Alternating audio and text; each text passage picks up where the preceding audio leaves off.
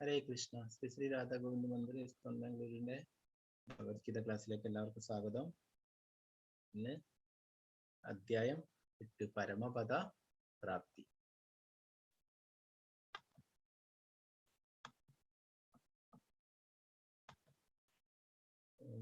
തിമിരാന്തസ്യ നനാഞ്ജനാശലാകയാ ചക്ഷുരുന്മീലിതം യേന തസ്മൈ ശ്രീ ഗുരുവേ നമഃ. ശ്രീ ചൈതന്യമനോഭീഷ്ടം സ്ഥാപിതം യേന ഭൂതലേ സ്വയം രൂപകഥാ മഹ്യം ദദാതി സ്വപദാന്തികം. വന്ദേഹം ശ്രീഗുരു ശ്രീയുതാപദകമലം ശ്രീഗുരു വൈഷ്ണവാംശ ശ്രീരൂപം സാഗ്രജാതം സഗണരഘുനാഥാന്വിതം തം സജീവം സാദ്വൈതം സാവധൂതം പരിജനസഹിതം കൃഷ്ണ ചൈതന്യദേവം ശ്രീരാധാകൃഷ്ണപാദാം സഗണലളിതാം ശ്രീവിശാഖാന്വിതാംശ. ഹേ കൃഷ്ണ കരുണാ സിന്ധു ദീനബന്ധു ജഗത്പദേ ഗോപേശ ഗോപികാന്ത രാധാകാന്ത നമസ്തുതേ. ഭക്തകാഞ്ചന ഗൗരാംഗീ രാധേ വൃന്ദാവനേശ്വരി ഋഷഭാനുസുതേ ദേവി പ്രണമാമി ഹരിപ്രിയേ. വാഞ്ചാകൽപതരൂപസ്യ കൃപാ സിന്ധുഭ്യേവ ച പതിതാനാം പാവനേഭ്യോ വൈഷ്ണവേഭ്യോ നമോ നമഃ. പഞ്ചതത്വാത്മകം കൃഷ്ണ ഭക്തരൂപ സ്വരൂപകം ഭക്താവതാരം ഭക്താഖ്യം നമാമി ഭക്തി.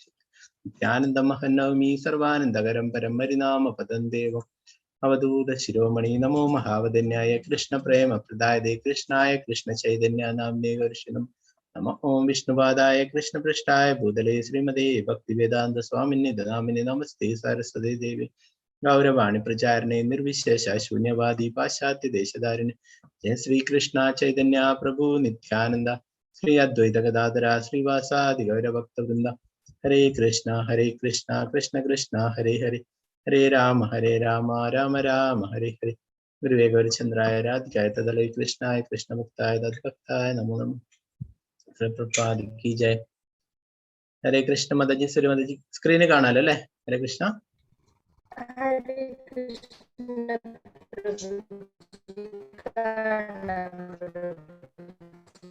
ഓക്കെ. ഹരേ കൃഷ്ണ.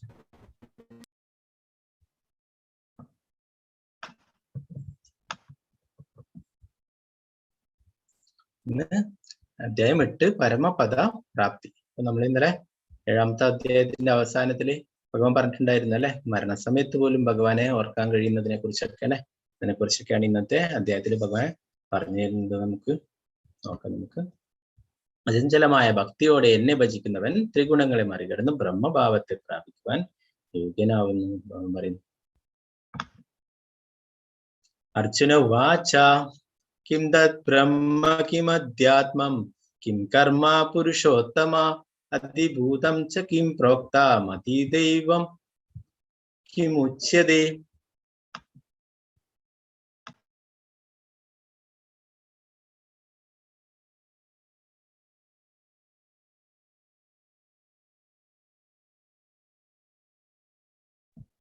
അർജുനൻ ചോദിച്ചു, ഹേ പുരുഷോത്തമ, എന്താണ് ബ്രഹ്മം? ആത്മാവ് എന്നാൽ എന്ത്? ഫലോദിഷ്ട കർമ്മം എന്നാൽ എന്ത്? ഭൗതിക പ്രപഞ്ചമെന്നും ദേവന്മാരും എന്നും പറയപ്പെടുന്നവ എന്താണ്? അർജുനൻ കുറെ ചോദ്യങ്ങൾ ചോദിക്കുകയാണ് ഭഗവാന്റെ അടുത്ത് അല്ലെ.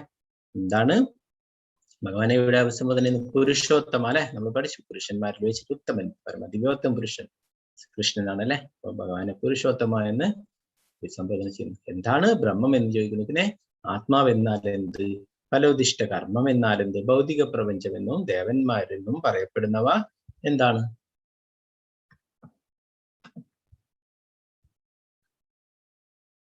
അതിയജ്ഞാകഥം കോതേഹേയസ്മിൻ മധുസൂദന പ്രയാണകാലേ ച കഥം നേയാസി നിയതാത്മഭൈ.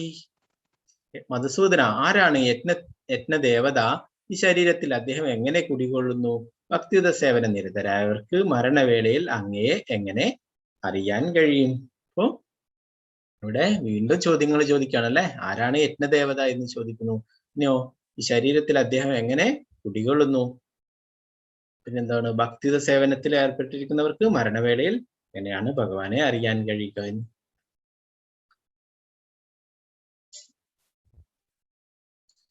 ശ്രീ ഭഗവാനുവാച അക്ഷരം ബ്രഹ്മ പരമം സ്വഭാവോ അധ്യാത്മമുച്യതേ ഭൂതഭാവോദ്ഭവകരോ വിസർഗ കർമ്മ സംചിതഃ.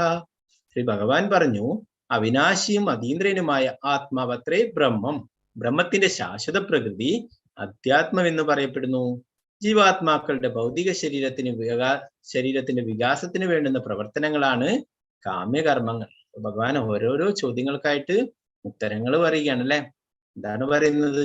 അവിനാശിയും അതീന്ദ്രനുമായ ആത്മാവത്രേ ബ്രഹ്മം എന്ന് പറയുന്നത് അല്ലെ. നമ്മൾ പഠിച്ചു രണ്ടാമത്തെ ചാപ്റ്ററിൽ അല്ലെ, നമ്മളൊക്കെ ആത്മാവാണെന്ന് അല്ലെ. അപ്പോ എന്താണ് പലയിടത്തും കേട്ടിട്ടുണ്ടാവും അല്ലെ, അഹം ബ്രഹ്മാസ്മി, എന്താണ് ഞാൻ ബ്രഹ്മമാകുന്നു എന്നല്ലേ. അപ്പോ ആത്മാവാണ് അതീന്ദ്രന് അവിനാശിയുമായ ആത്മാവാണ് ബ്രഹ്മം എന്ന് പറയുന്നത്. ബ്രഹ്മത്തിന്റെ ശാശ്വത പ്രകൃതിയാണ് അധ്യാത്മം എന്ന് പറയപ്പെടുന്നത് അല്ലെ. ആത്മാവിന്റെ ഉന്നതിക്ക് വേണ്ടുന്ന കാര്യങ്ങളൊക്കെ ആധ്യാത്മിക കാര്യങ്ങൾ എന്ന് നമ്മൾ പറയും അല്ലെ. ഭക്തിയുത സേവന കർമ്മങ്ങളൊക്കെ എന്താണ് ജീവാത്മാക്കളുടെ ഭൗതിക ശരീരത്തിന്റെ വികാസത്തിന് വേണ്ടുന്ന പ്രവർത്തനങ്ങളാണ് കാമ്യകർമ്മങ്ങൾ എന്ന് പറയുന്നത്. അതിഭൂതം ശരോഭാവ പുരുഷശാദി ദൈവതം അതിയജ്ഞോഹമേവാത്ര ദേഹേ ദേഹഭൃതാംബര. ശരീരം കൈക്കൊണ്ടവരിൽ ശ്രേഷ്ഠനായവനെ എപ്പോഴും മാറിക്കൊണ്ടിരിക്കുന്ന ഭൗതിക പ്രകൃതിയാണ് അതിഭൂതം. പ്രത്യക്ഷ പ്രപഞ്ചം സൂര്യനെയും ചന്ദ്രനെയും ദേവന്മാരെയും ഉൾക്കൊള്ളുന്ന ഭഗവാന്റെ വിശ്വരൂപം അതിദൈവമെന്നും സകല ശരീരങ്ങളുടെയും ഹൃദയത്തിൽ വാണരുളുന്ന പരമാത്മാവായ ഞാൻ കൃഷ്ണൻ അതിയജ്ഞൻ എന്നും അറിയപ്പെടുന്നു. ഭഗവാനോട് എന്താ പറയുന്നത്? എപ്പോഴും മാറിക്കൊണ്ടിരിക്കുന്ന ഭൗതിക പ്രകൃതിയാണ് അതിഭൂതം എന്ന് പറയുന്നത്, പ്രത്യക്ഷ പ്രപഞ്ചം എന്ന് പറയുന്നത്. അപ്പൊ എപ്പോഴും മാറിക്കൊണ്ടിരിക്കുന്നതാണ് ഈ ഭൗതിക പ്രകൃതി അല്ലെ. നമുക്കറിയാം, നമ്മൾ തന്നെ എന്താണ്, നമ്മൾ കുട്ടിയായിരിക്കുമ്പോഴുള്ള മാതിരിയാണോ ഇപ്പോൾ ഉള്ളത് അല്ലെ. എപ്പോഴും മാറ്റങ്ങൾ ഉണ്ടായിക്കൊണ്ടേയിരിക്കുന്നു അല്ലെ.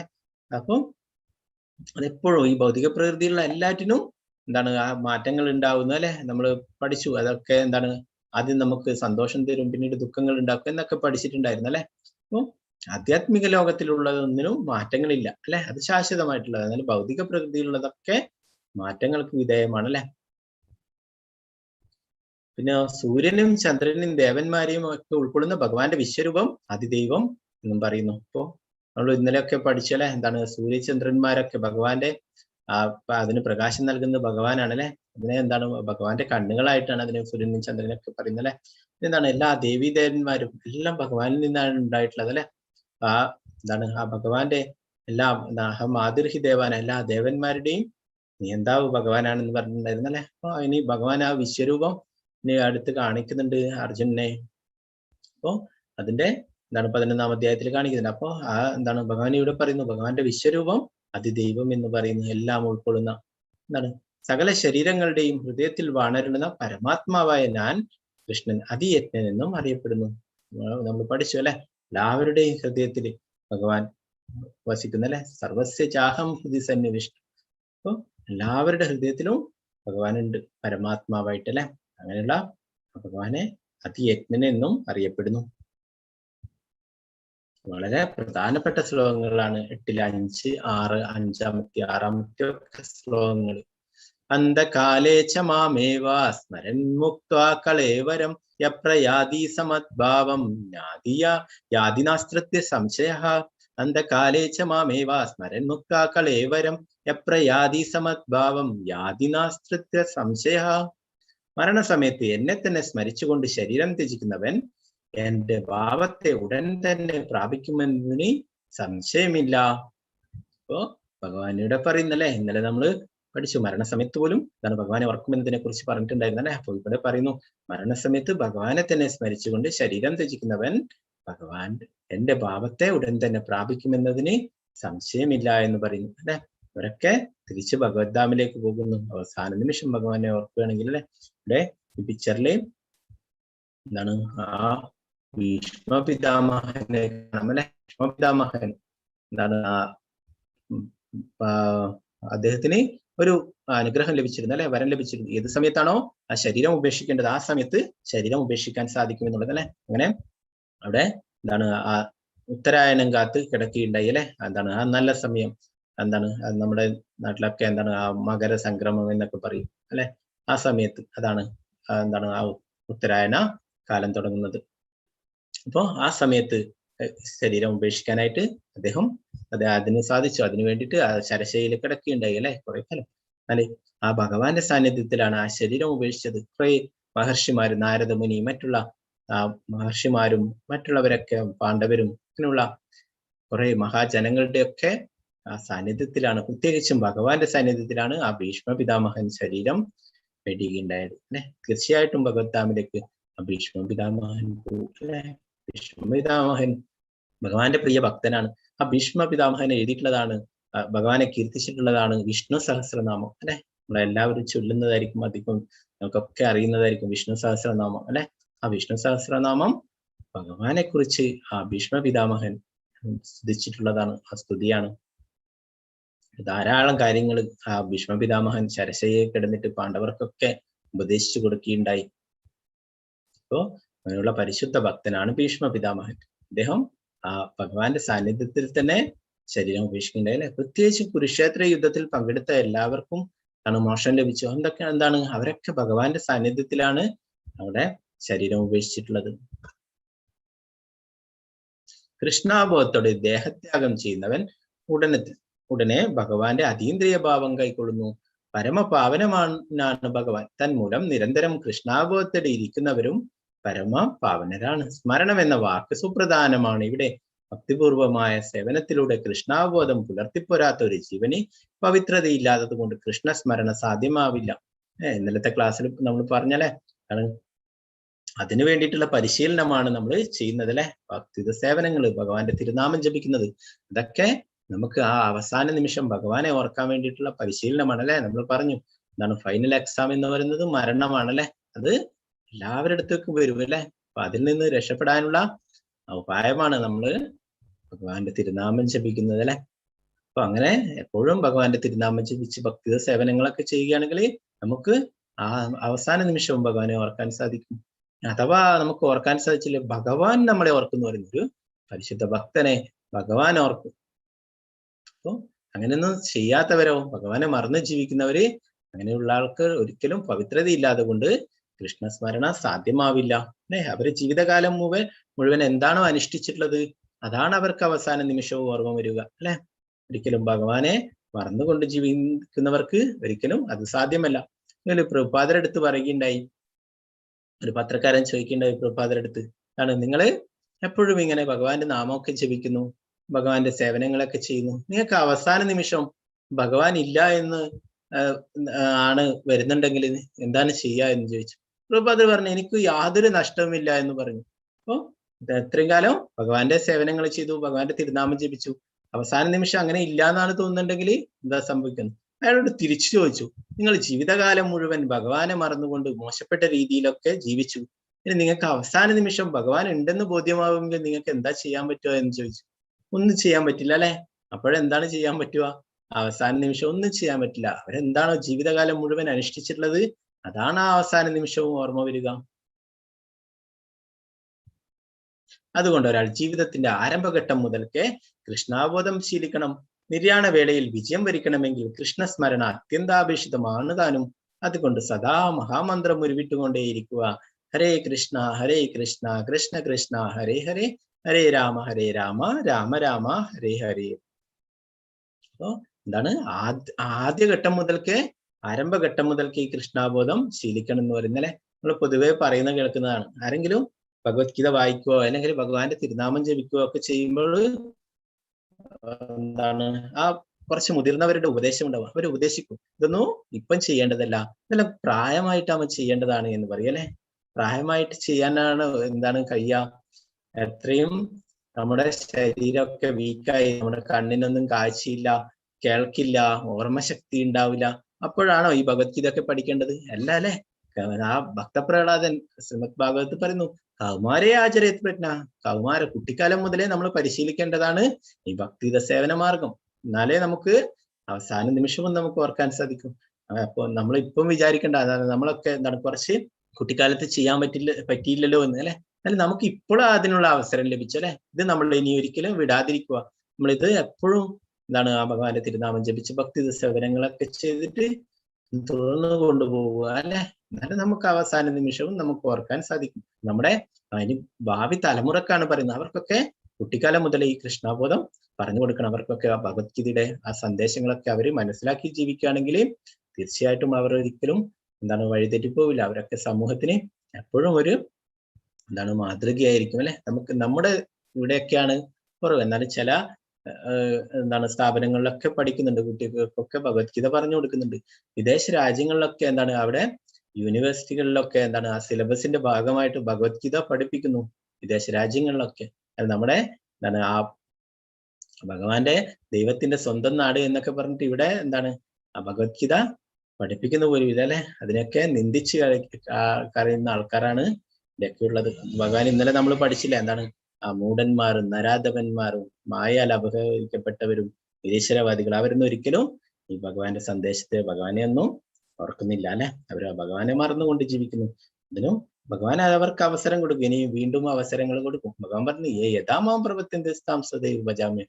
ഭഗവാൻ എങ്ങനെയാണോ അവര് എന്താണ് സമീപിക്കുന്നത് അത് പ്രകാരം അവർക്കുള്ള എന്താണ് ആ പ്രതിഫലവും ഭഗവാൻ കൊടുക്കും എന്ന് പറയുന്നത്. അപ്പൊ അവർക്ക് ഇനി ഭഗവാനെ മറന്നുകൊണ്ട് ജീവിക്കാനാണെങ്കിൽ അവർക്ക് ഇനിയും അതിനുള്ള അവസരം കിട്ടും. അവർക്ക് ഇനി എന്താണ് മൃഗങ്ങളുടെയൊക്കെ ജന്മം കിട്ടും. മൃഗങ്ങളുടെ ജന്മം കിട്ടിക്കഴിഞ്ഞാൽ ഭഗവാനെ ഓർക്കേണ്ട ആവശ്യമുണ്ടോ? ഇല്ല അല്ലെ. മൃഗങ്ങൾക്ക് തോന്നിയ പോലെ എന്താണ് അവർക്ക് യാതൊരു റൂൾസ് റെഗുലേഷനും ഇല്ല അല്ലെ. അവർക്ക് തോന്നിയ പോലെ ജീവിക്കാം.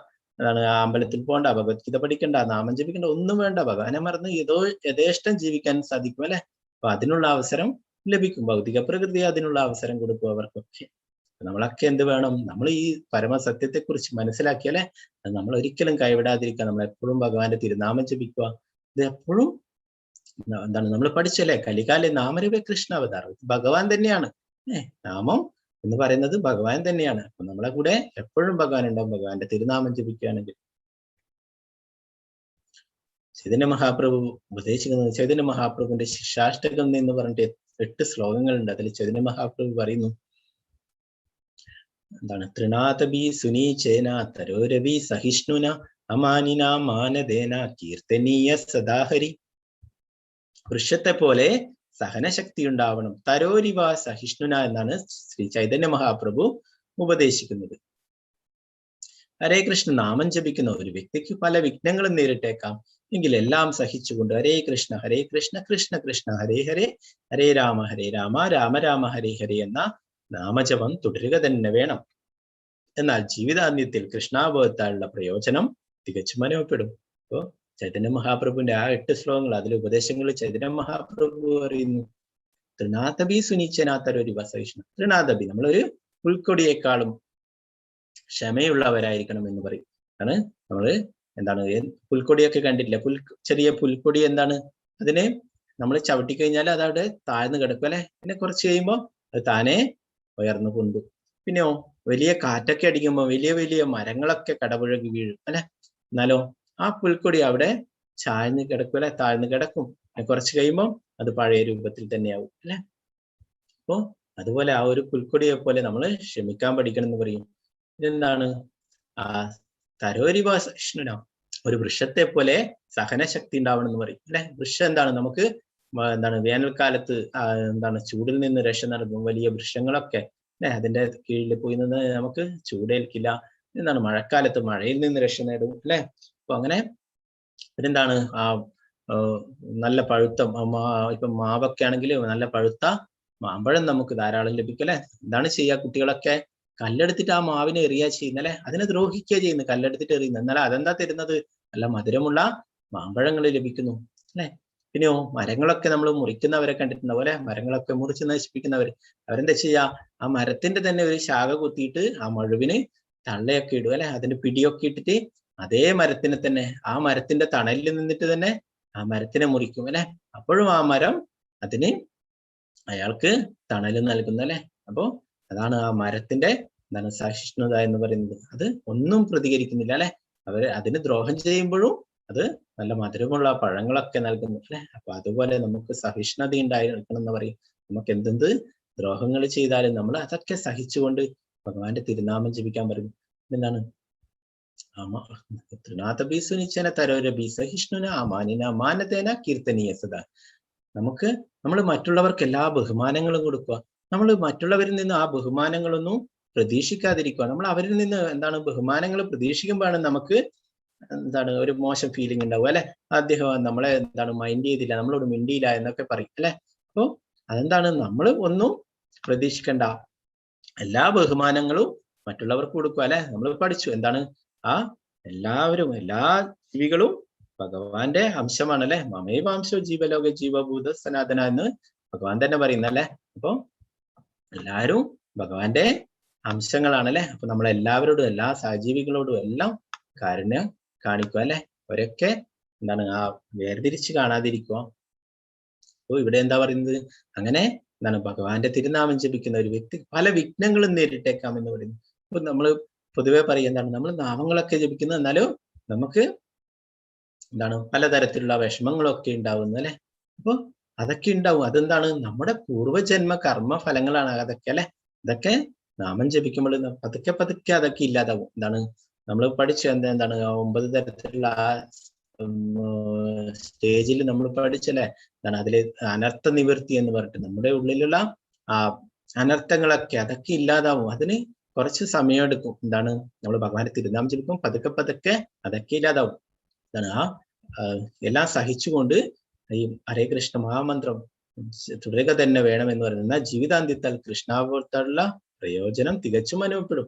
നമുക്ക് എന്തെന്ത് വിഷമങ്ങൾ ഉണ്ടായാലും അതൊക്കെ ഭഗവാന്റെ കാരുണ്യമായിട്ട് നമ്മൾ കരുതണമെന്ന് എന്താണ് ആ ശ്രീമദ് ഭാഗവതത്തില് ബ്രഹ്മാവ് പറയുന്നു നമുക്ക് എന്തെന്ത് വിഷമങ്ങൾ ഉണ്ടായാലും അതൊക്കെ ഭഗവാന്റെ കാരുണ്യമായി കരുതണം. എന്തുകൊണ്ടാണ്, നമ്മൾ എത്രയോ ജന്മങ്ങൾ ഉണ്ടായിട്ടുണ്ട് അല്ലെ. നമുക്ക് ഇതിനു മുന്നേ എത്രയോ ജന്മങ്ങൾ ഉണ്ടായിട്ടുണ്ട്. ഇതിലൊക്കെ നമ്മൾ ധാരാളം പാപങ്ങളൊക്കെ ചെയ്തിട്ടുണ്ട്. അപ്പൊ അതിന്റെയൊക്കെ തൊത് ആക്കി കഴിഞ്ഞാൽ ഇതൊന്നുമല്ല നമ്മൾ അനുഭവിക്കേണ്ടത്. ഇതിലും എത്രയോ വലിയ നരകങ്ങളിലൊക്കെ പോയിട്ട് നമ്മൾ ഇതൊക്കെ അനുഭവിക്കേണ്ടതാണ്. എന്നാലും നമ്മൾ ഭഗവാന്റെ ഭക്തനായത് കൊണ്ട് തന്നെ നമുക്ക് ഇവിടെ വെച്ചിട്ട് ഇതൊക്കെ അനുഭവിച്ചാൽ മതി. നമുക്ക് ഭക്തന്മാർക്ക് ഇവിടെ വെച്ചിട്ട് അനുഭവിച്ചാൽ മതി. അവർ ചെയ്ത പാപങ്ങളുടെയൊക്കെ ഫലങ്ങൾ ഇവിടെ വെച്ച് അനുഭവം. എന്നാലൊരു ഭഗവാനെ മറന്നു ജീവിക്കുന്ന ഒരാൾക്കോ അദ്ദേഹത്തിന് എന്തൊക്കെ പാപങ്ങൾ ചെയ്തിട്ടുണ്ടോ അതൊക്കെ അനുഭവിക്കാൻ വേണ്ടിയിട്ട് മറ്റുള്ള നരകലോകങ്ങളിലൊക്കെ പോകണം. 28 നരകങ്ങൾ ഉണ്ടെന്ന് പറയുന്നു. അവിടെയൊക്കെ പോയിട്ട് അവർ ചെയ്തതിനുള്ള ആ പാപഫലങ്ങളൊക്കെ അവര് അനുഭവിച്ച് തീർക്കണം. നല്ലൊരു ഭക്തനായി കഴിഞ്ഞാൽ അത് ഭഗവാന്റെ പ്രത്യേക കാരുണ്യം കാരണം ചെറിയ എന്താണ് വലിയ വിഷമങ്ങളൊക്കെ നേരിടേണ്ടതാണെങ്കിൽ അതൊരു ചെറിയ തോതിലാക്കി തരും. നമ്മൾ എന്താണ് പറയുന്നു, ഒരു വലിയ സമുദ്രം കടന്നു വെക്കല് നമുക്ക് പ്രയാസമാണ് അല്ലെ. ഒരു സമുദ്രത്തില് അതിനെ കടന്നു വെക്കുക വളരെ പ്രയാസമാണ് അല്ലെ. അതൊരിക്കലും സാധിക്കില്ല. എന്നാല് നമുക്ക് ഒരു കാലിക്കുളമ്പിനടിയിലെ ജലം എന്ന് പറയും. എന്താണ്, ഒരു പശു നടന്നു പോയി കഴിഞ്ഞാൽ അതിന്റെ കാല് പതിഞ്ഞിട്ടുള്ള ആ ചെറിയ കുഴിയിൽ കുറച്ച് വെള്ളം കെട്ടി വെക്കും അല്ലെ. അതെന്താണ് ഒരു ചെറിയ കുട്ടികൾക്ക് വരെ കടന്നു വെക്കാൻ പറ്റും അല്ലെ. അതുപോലെ എന്താണ് നമുക്ക് വരേണ്ട വിഷമങ്ങളൊക്കെ, വലിയ വലിയ വിഷമങ്ങളൊക്കെ, ആ പാപഫലങ്ങളൊക്കെ ഇതൊക്കെ കുറച്ച് തന്ന് അതിന്റെ തോത് കുറച്ച് തന്നിട്ട് നമുക്ക് കുറച്ച് അനുഭവിച്ചിട്ട് നമുക്ക് ഇവിടുന്ന് തിരിച്ച് ഭഗവാന്റെ അടുത്തേക്ക് പോകാം അല്ലെ. ഭഗവാൻ നമ്മളെ പഠിച്ചു അല്ലെ. ആണ് എല്ലാവരുടെയും സുഹൃത്തും അഭ്യുതകാംക്ഷയും ഒക്കെ ഭഗവാനാണ്. നമ്മുടെ നന്മ ആഗ്രഹിക്കുന്നത് ഭഗവാൻ മാത്രമാണ്. അപ്പൊ ഭഗവാൻ നമ്മളെക്കാളും ഭഗവാൻ ആഗ്രഹിക്കുന്നു നമ്മളൊക്കെ തിരിച്ച് ഭഗവാന്റെ അടുത്തേക്ക് എത്താൻ വേണ്ടിയിട്ട്. അപ്പൊ നമ്മള് അതാണ് ഒരിക്കലും എന്ത് വിഷമങ്ങൾ ഉണ്ടായാലും ആ ഭഗവാന്റെ നാമജപം തുടരണമെന്ന് ആ ബ്രഹ്മാവ് പ്രാർത്ഥിക്കും. തത്തേനുകമ്പം സുസമീഷമാണു ഭുഞ്ചാനയേവാത്മകൃതം വിഭാഗം ഋദ്വാത്മഭുർവിർവിദദാൻ നമസ്തേ ജീവേദേ മുക്തിപദേ സുദയാപക് ആണ്. ആ എല്ലാ ശാസ്ത്രങ്ങളും പറയുന്നു എന്ന് ബ്രഹ്മാവ് പറയുന്നു. നമ്മള് എല്ലാം സഹിച്ചുകൊണ്ട് ഭഗവാന്റെ തിരുനാമം ജപിച്ച് ഭക്തിയുടെ സേവനങ്ങൾ ചെയ്യുകയാണെങ്കിൽ എന്താണ് തീർച്ചയായിട്ടും മുക്തി ലഭിക്കും, മുക്തിപദം ലഭിക്കുമെന്ന് എല്ലാ ശാസ്ത്രങ്ങളിലും പറയുന്നു എന്ന് ബ്രഹ്മാവ് പറയുന്നു. അപ്പൊ നമ്മളെ എന്താ വേണ്ടത്, എല്ലാം സഹിച്ച് ഇതൊക്കെ ഭഗവാന്റെ കാരുണ്യമായി കണ്ടിട്ട് നമ്മൾ എടുക്കണം എന്നാ പറയാ.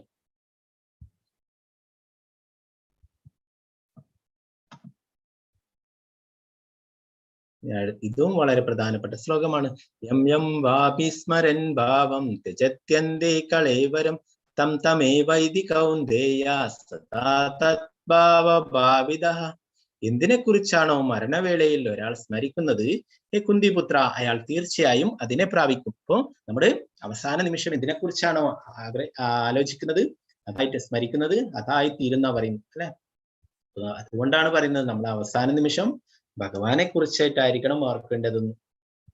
ഇവിടെ പറയുന്നു മരണത്തിന്റെ നിർണായക നിമിഷങ്ങളിൽ നടക്കുന്നത് എന്തെന്ന് ഇവിടെ പറയുന്നു. കൃഷ്ണസ്മരണയോടെ ശരീരം ത്യജിക്കുന്നവർ അതീന്ദ്രിയമായ ഭഗവത്പദം പോകുന്നു. മറ്റേതെങ്കിലും സ്മരണ പുലർത്തിക്കൊണ്ട് മരിക്കുന്നവർ ഈ അവസ്ഥയിലെത്തുകയില്ല. ഈ ജന്മത്തിൽ സാത്വിക ഭാവത്തോടെ ജീവിക്കുകയും കൃഷ്ണനെ നിരന്തരം സ്മരിക്കുകയും ചെയ്യുന്നവർക്ക് അന്ത്യവേളയിലും ഭഗവത് സ്മരണയുദിക്കും. കൃഷ്ണന്റെ അതീന്ദ്രിയ ഭാവത്തെ പോകുന്നതിന് അത് സഹായമായി തീരുകയും ചെയ്യും. ആധ്യാത്മികമായി ഭഗവത് സേവനത്തിൽ മുഴുകി ജീവിതം നയിച്ച ഒരാൾ അടുത്ത ജന്മത്തിൽ ഭൗതിക ദേഹമല്ല ആധ്യാത്മിക ദേഹമായിരിക്കും ലഭിക്കുക. നിരന്തരമായ ഹരേ കൃഷ്ണ കൃഷ്ണ കൃഷ്ണ ഹരേ ഹരേ, ഹരേ രാമ രാമ രാമ ഹരേ ഹരേ എന്ന നാമജപം അത്രേ മരണവേളയിൽ ഒരാളുടെ മനോഭാവത്തെ വേണ്ടുന്ന വഴിക്ക് തിരിക്കാൻ ഉതകുന്ന ഉത്തമമായിട്ടുള്ള മാർഗം. ഇവിടെ പറയുന്നല്ലേ, നമ്മളെ മരണവേളയിൽ ഒരാളുടെ മനോഭാവത്തെ വേണ്ടുന്ന നയിക്ക് തിരിക്കാൻ ഉതകുന്ന ഉത്തമമായ മാർഗം എന്താണ്? ഭഗവാന്റെ തിരുനാമജപം അല്ലെ, ഹരേ കൃഷ്ണ മഹാമന്ത്രം. അപ്പൊ എന്താണ്, മരണത്തിന്റെ അവസാന നിമിഷം നമുക്ക് ഭഗവാനെ ഓർക്കണ്ടെങ്കിൽ നമ്മള് അത് ഇപ്പോഴേ പരിശീലിക്കണം അല്ലെ. എല്ലാം മറ്റ് നമ്മൾ ഭഗവാനെ മറന്നുകൊണ്ട് ജീവിച്ചതാണെങ്കിൽ ഒരിക്കലും അവസാന നിമിഷം അങ്ങനെ ഓർക്കാൻ സാധിച്ചെന്ന് വരില്ല അല്ലെ. അപ്പൊ എന്താണ് നമ്മൾ മറ്റെന്തെങ്കിലും ആഗ്രഹിച്ചിട്ടാണ് നമ്മൾ ഈ ശരീരം വിടുന്നുണ്ടെങ്കിൽ എന്താ സംഭവ? വീണ്ടും നമ്മള് അത് പൂർത്തീകരിക്കാൻ വേണ്ടിയിട്ട് വീണ്ടും ജന്മം എടുക്കും അല്ലെ. നമ്മള് ചില ആൾക്കാരൊക്കെ എന്താണ് വീട്, കുട്ടികള് അല്ലെ, അങ്ങനെ പലതരത്തിലുള്ള പലതിനെ ചിന്തിച്ചിട്ടാണ് ആ ശരീരം ഉപേക്ഷിക്കുക.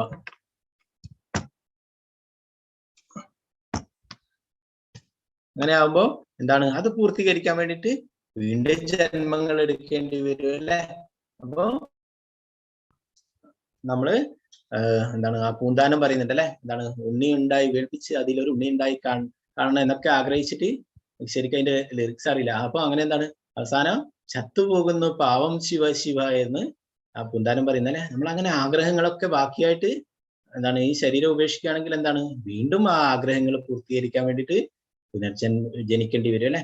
അപ്പൊ നമ്മള് എന്താണ് ഏത് തരത്തിലുള്ള കർമ്മങ്ങളാണോ നമ്മൾ ചെയ്തിട്ടുള്ളത് അതിനനുസരിച്ചിട്ടുള്ള ശരീരം നമുക്ക് ലഭിക്കും. നമുക്ക് ആ ഭൗതിക പ്രകൃതിയാണ് തീരുമാനിക്കുക. നമുക്ക് ഈ ശ്രേഷ്ഠമായ മനുഷ്യജന്മം കിട്ടിയിട്ട് ലഭിച്ചിട്ട് നമ്മൾ അത് ഏത് രീതിയിൽ ഉപയോഗിച്ചു എന്ന് ആ ഭൗതിക പ്രകൃതി നോക്കും. അപ്പോൾ അതിന് പ്രകാരം നമുക്ക് അതിനുള്ള ശരീരം ലഭിക്കും. ഭൗതിക പ്രകൃതി നമ്മൾ ഈ ശാസ്ത്രങ്ങളിൽ പറയാത്ത രീതിയിൽ ഭക്തിയുടെ സേവനങ്ങളൊന്നും ചെയ്യാതെ ഭഗവാനെ മറന്നുകൊണ്ടായിട്ടും ജീവിച്ചിട്ടുണ്ടെങ്കിൽ തീർച്ചയായിട്ടും ആ ഭൗതിക പ്രകൃതി ശിക്ഷിക്കും. നമുക്കറിയാം നമ്മുടെ നാട്ടിലുള്ള പോലീസ്, കോടതി അല്ലെ, അങ്ങനെയുള്ള നിയമങ്ങളൊക്കെ, ട്രാഫിക്, അതൊക്കെ നമ്മൾ അതൊന്നും പാലിച്ചിട്ടില്ലെങ്കിൽ എന്താണ് അവരെ ശിക്ഷിക്കും അല്ലെ.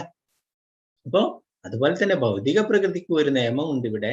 അപ്പൊ അത് നമ്മൾ പാലിക്കുന്നില്ലെങ്കിലോ നമ്മളെ ഭൗതിക പ്രകൃതി ശിക്ഷിക്കും. അപ്പൊ അതിനനുസരിച്ചുള്ള ശരീരമായിരിക്കും നമുക്ക് ലഭിക്കുക. നമുക്ക് മനുഷ്യജന്മം കിട്ടാനുള്ള യോഗ്യത ഇല്ലെങ്കിൽ നമ്മളെ ആഗ്രഹങ്ങൾ പൂർത്തിയാവാൻ വേണ്ടിയിട്ട് വീണ്ടും ജനിക്കും. എന്നാൽ അതൊരു മനുഷ്യനാവണം എന്നില്ല. നമ്മൾ എന്താണ് ആ വീട്ടിലൊരു ഒരു പട്ടിയോ പൂച്ചയോ പാറ്റയോ എന്തെങ്കിലും പല്ലിയോ എന്തെങ്കിലും ആയിട്ട് അവിടെ ജനിക്കും.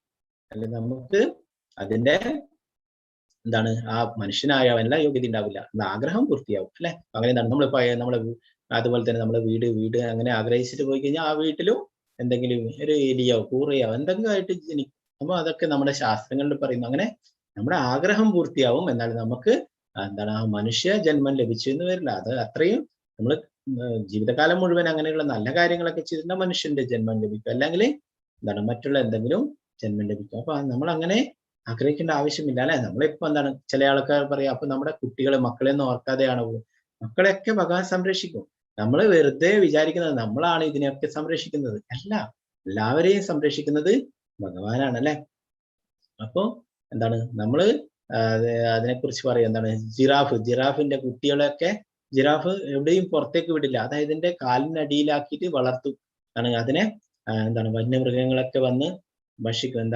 അതിന്റെ അത്രയും അവർക്ക് മൃഗങ്ങൾക്കൊക്കെ അത്രയും ടേസ്റ്റുള്ള ഇതാണെന്ന് പറയാം അതിന്റെ മാംസം. പിന്നെ അത് പെട്ടെന്ന് ശ്രദ്ധിക്കപ്പെടും അല്ലെ. ജിറാഫ് ഉയരമുള്ള ജീവിയാണ്. അതെല്ലാവരും അപ്പൊ ആ കുട്ടിയെ അത് എങ്ങനെ സംരക്ഷിക്കും? എന്നാലോ ഒരിക്കൽ വന്നിട്ട് മൃഗങ്ങൾ വന്നിട്ട് ആ കുട്ടിയെ പിടിച്ചു കൊണ്ടുപോകും അല്ലെ.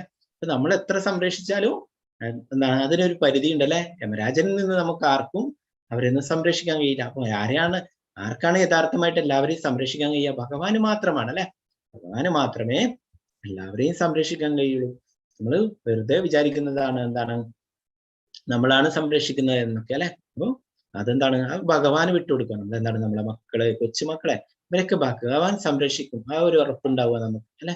അപ്പൊ അങ്ങനെ അവസാന നിമിഷം നമ്മൾ ഭഗവാനെ കുറിച്ച് ഓർത്തുകൊണ്ട് ശരീരം വിടണം. അപ്പൊ അങ്ങനെ ആകുമ്പോ എന്താണ് നമുക്ക് ഭഗവത്ധാമിലേക്ക് തിരിച്ചു പോകാൻ പറ്റും. അല്ല വീണ്ടും ജന്മങ്ങൾ എടുക്കേണ്ടി വരും. അതിനെക്കുറിച്ചാണ് ഈ പിക്ചറിൽ കാണുന്നത്. എന്താണ് ഭരത മഹാരാജാവ് അല്ലെ. നമ്മുടെ രാജ്യം ഭരിച്ചിരുന്ന ഭരത മഹാരാജാവുണ്ട്. നമ്മുടെ രാജ്യത്തിന്റെ പേരിനെ ഭാരതം എന്ന പേര് കിട്ടിയത് തന്നെ ആ ഭരത മഹാരാജാവിന്റെ രാജ്യമായത് കൊണ്ടാണ്. അപ്പോ അത് എന്താണ് ആ ഭരത മഹാരാജാവ് അദ്ദേഹം ആത്മീയമായിട്ടുള്ള കാര്യങ്ങളൊക്കെ രാജ്യം ഭരിച്ചിരുന്നു. പിന്നീട് എന്താണ് ആ വാനപ്രസ്ഥ കാലമായപ്പോൾ അദ്ദേഹം അതൊക്കെ വിട്ടിട്ട് എന്താണ് വനത്തിലേക്ക് ഒഴുകിയുണ്ടായി. അങ്ങനെ അവിടെ ആശ്രമം കെട്ടി അവിടെ പൂജകളും മറ്റുള്ള കാര്യങ്ങളും ഒക്കെ ചെയ്യുകയായിരുന്നു. അപ്പൊ അങ്ങനെ ഒരിക്കല് നദി കുടിച്ച് വെള്ളമൊക്കെ ശേഖരിക്കാൻ പോയപ്പോൾ അവിടെ ഒരു ഗർഭിണിയായ ഒരു മാനിനെ ഒരു സിംഹം പിന്തുടർന്നു കൊണ്ടുവരുന്നുണ്ടായിരുന്നു. അപ്പൊ അങ്ങനെ ആ ഭയത്താൽ ആ ഗർഭിണിയായ മാൻ ആ നദിയിലേക്ക് എടുത്ത് ചാടുകയുണ്ടായി. അപ്പൊ അങ്ങനെ അതിൽ വെച്ചിട്ട് എന്താണ് ആ സിംഹത്തെ ഭയന്നിട്ട് ആ മാൻ അവിടെ പ്രസവിക്കുകയുണ്ടായി. ഒരു കുഞ്ഞിന് ജന്മം നൽകി. ആ മാന അവിടെ നിന്ന് ഒലിച്ചു പോവുകയുണ്ടായി.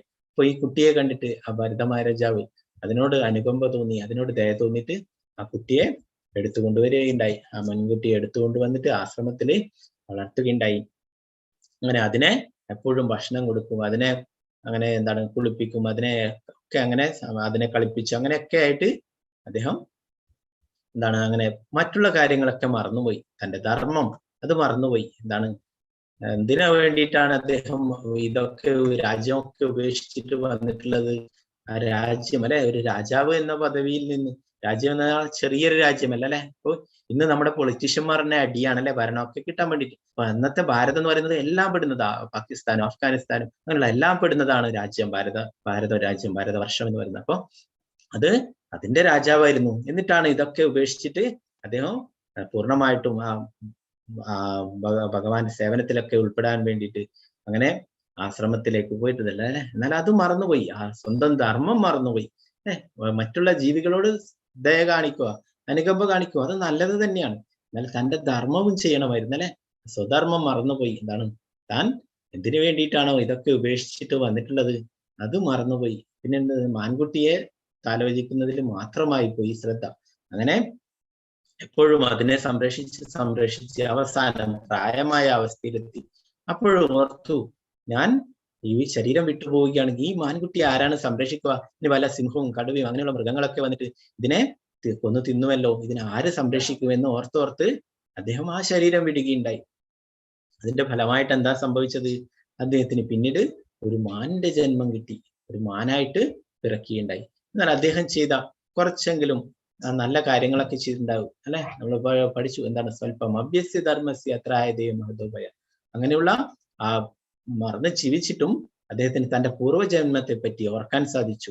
അങ്ങനെ അദ്ദേഹം വിചാരിച്ചു, ഞാൻ കഴിഞ്ഞ ജന്മം എന്താണ് ഭഗവാനെ മറന്നുകൊണ്ട് ജീവിച്ചു, ഇനി അങ്ങനെ സംഭവിക്കില്ല എന്ന് ഓർത്തിട്ട് ആ മാൻ എല്ലാവരിൽ നിന്നും ഒറ്റപ്പെട്ട് ആശ്രമത്തിന്റെ ഒക്കെ ചുറ്റുവട്ടത്തിലുമായിട്ട് തന്നെ ജീവിച്ചു. മറ്റു മാനുകളുടെ കൂടെ കാട്ടിലൊന്നും പോവാത്ത, അങ്ങനെ മറ്റുള്ള സ്ഥലങ്ങളിലൊന്നും പോവാത്ത, അതൊരൊറ്റപ്പെട്ട് അവിടെ തന്നെ ജീവിക്കുകയുണ്ടായി.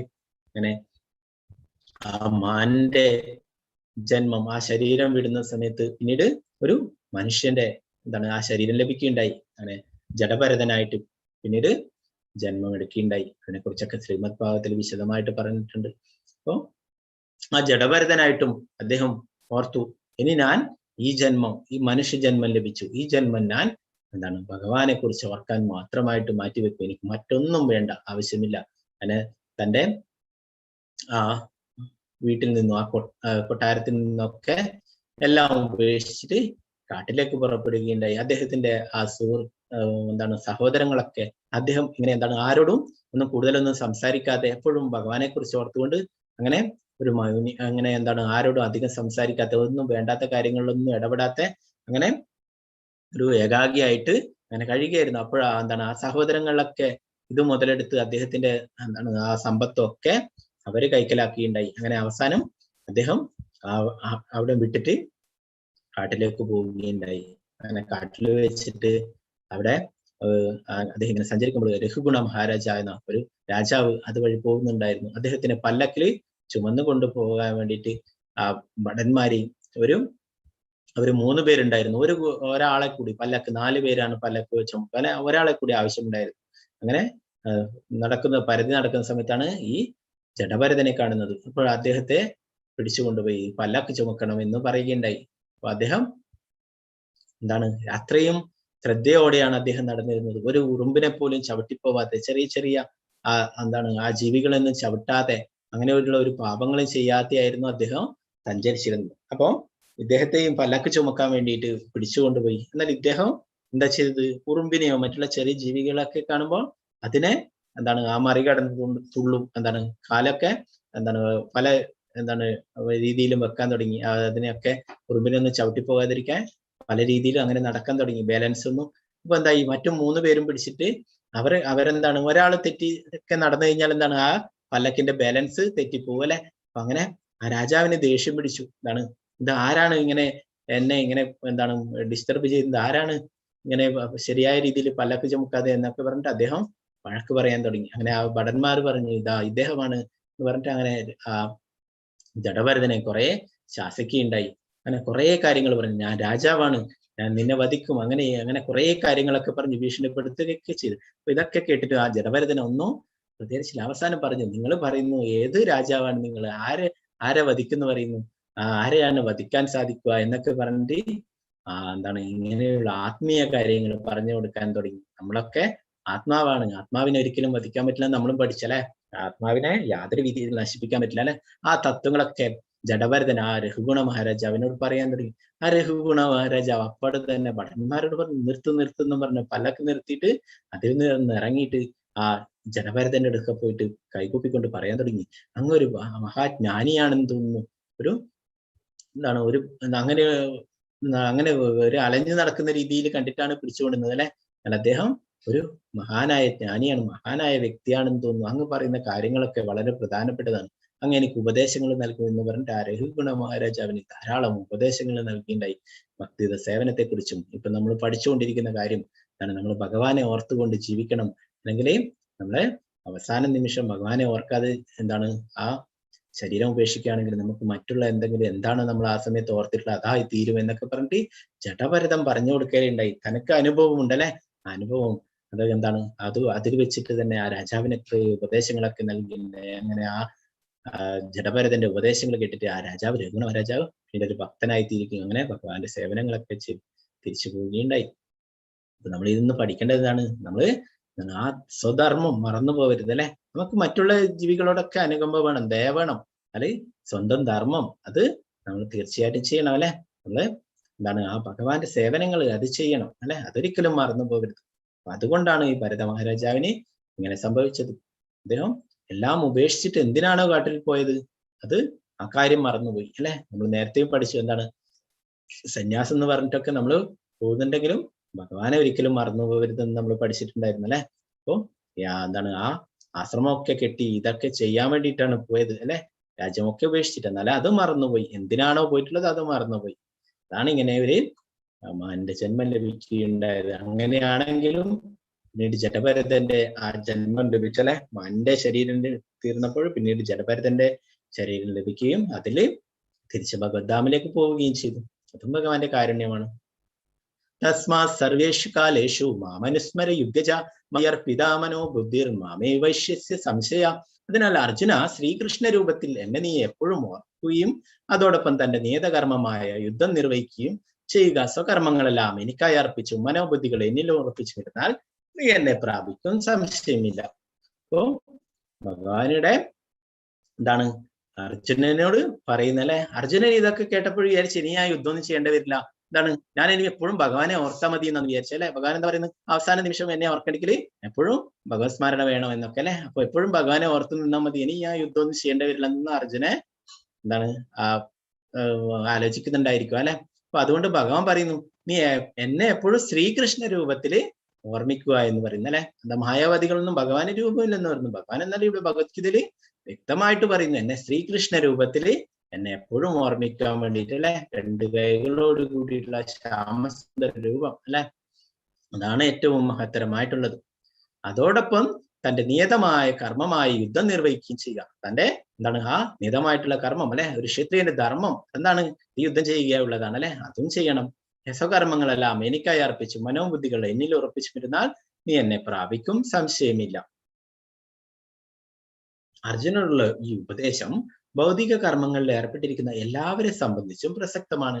തങ്ങളുടെ നിർദ്ദിഷ്ട കർമ്മം നിറവേറ്റുന്നതിൽ നിന്ന് പിന്തിരിയാൻ ആരെയും ഭഗവാൻ പ്രേരിപ്പിക്കുന്നില്ല. ഒരാൾക്ക് ഈ പ്രവൃത്തികൾ തുടരുന്നതോടൊപ്പം ഹരേ കൃഷ്ണ മന്ത്രം ഉച്ചരിച്ചുകൊണ്ട് ഭഗവത് സ്മരണ പുലർത്തുകയും ആവാം. ഇത് ജീവനെ ഭൗതിക കൽമഷങ്ങൾ ബാധിക്കാതിരിക്കാനും മനോബുദ്ധികളെ ഭഗവാനിൽ ഏകാഗ്രീകരിക്കാനും ഉതകും. കൃഷ്ണനാമോച്ചാരണം ഭക്തനെ പരമോത്കൃഷ്ടമായ കൃഷ്ണ ലോകത്തിലെത്തിക്കുന്നു എന്ന് സംശയമില്ല.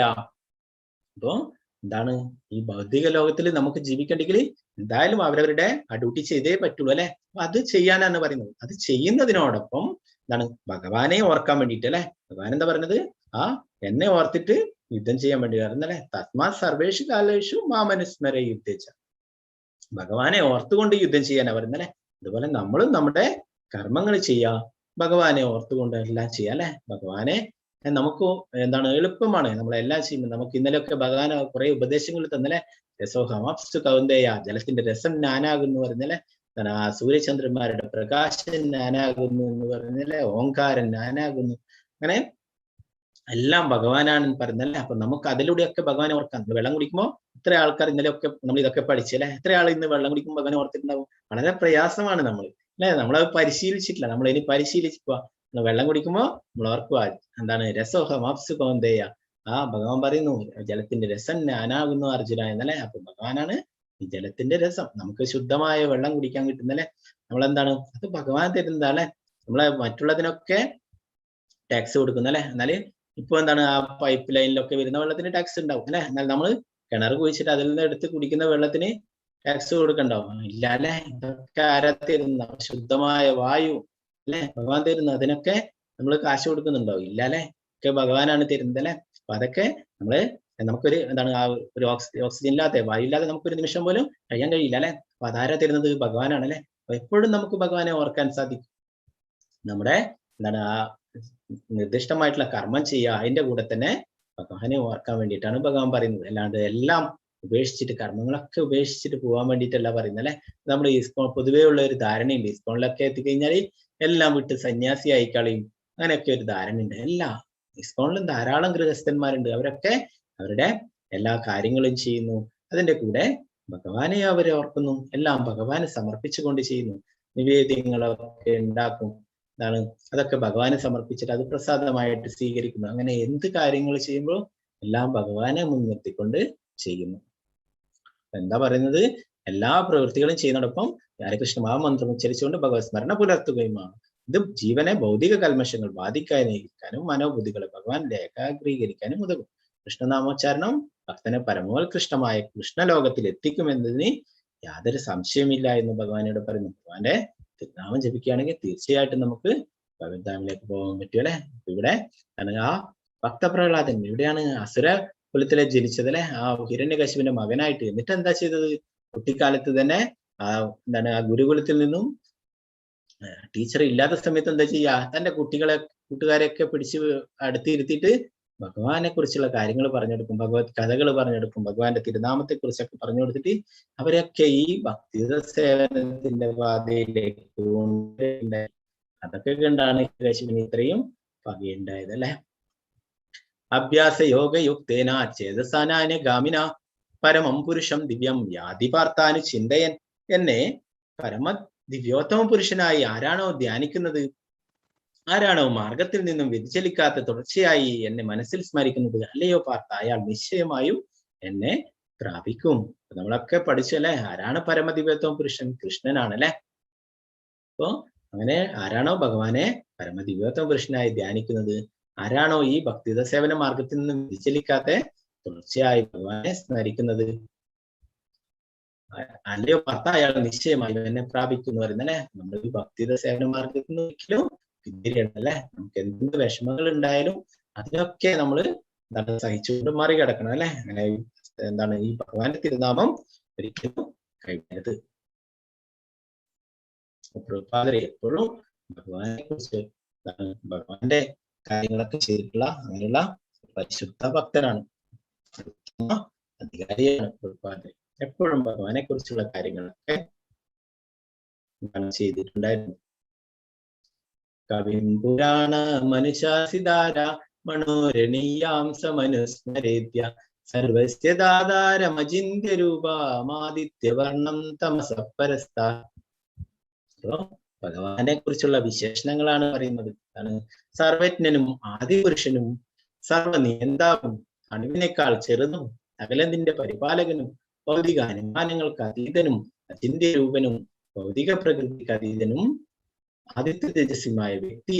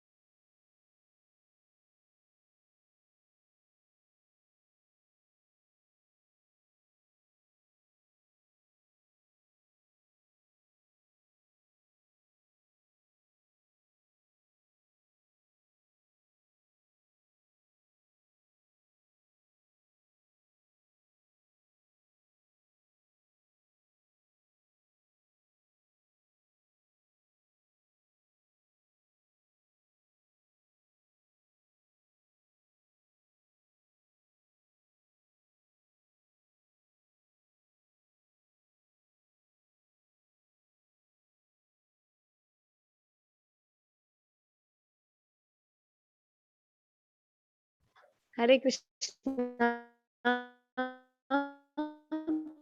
പ്രഭുജി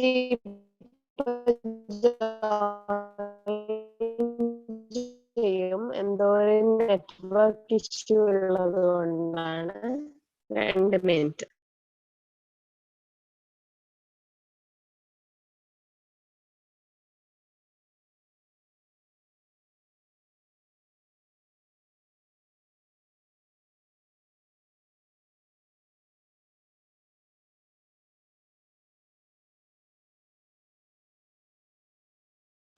ഹരേ കൃഷ്ണ ഹരേ കൃഷ്ണ കൃഷ്ണ കൃഷ്ണ ഹരേ ഹരേ, ഹരേ രാമ രാമ രാമ ഹരേ ഹരേ, ഹരേ കൃഷ്ണ കൃഷ്ണ കൃഷ്ണ ഹരേ ഹരേ, ഹരേ രാമ രാമ രാമ ഹരേ ഹരേ, ഹരേ കൃഷ്ണ കൃഷ്ണ കൃഷ്ണ ഹരേ ഹരേ, ഹരേ രാമ രാമ രാമ ഹരേ ഹരേ, ഹരേ കൃഷ്ണ കൃഷ്ണ കൃഷ്ണ ഹരേ ഹരേ, ഹരേ രാമ രാമ രാമ ഹരേ, ഹരേ കൃഷ്ണ കൃഷ്ണ